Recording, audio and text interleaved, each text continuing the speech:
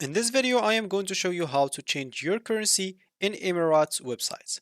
So if you go and open your preferred browser and type Emirates websites, you can go here and click on the first link, and as you can see, you'll be taken to their website right away.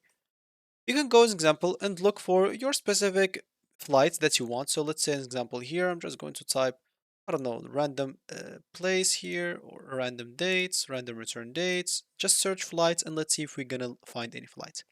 So as you can see at the moment, I find the flight with this specific currency. So if you want to change currency here, all we need to do, as you can see, is go right here. Above this next day, you'll find change currency option. Once you go and click on that, you'll find here a lot of currencies to choose from. As you can see, a very big list. If you know the name of the currency that you want, you can simply just type it here.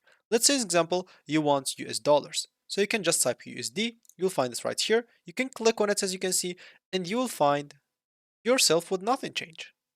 So basically, it will not show here, but if you can see here decimal numbers, they show you approx. So approximately like $3,000 or 3,000, you can say $400, which will be the price for your both flights. Because of course here we're not choosing one way, we're choosing going and then coming back.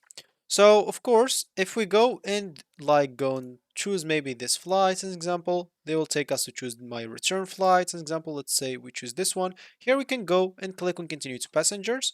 As an example here, always at the top, you'll find the price in USD. So this will not change, but you'll find the price here in USD. Of course, you can change it to any other like currency, not just the USD. So you can go and click on continue and basically start booking your flight without any problem. So that should be it for me in this video. Thank you for watching and goodbye.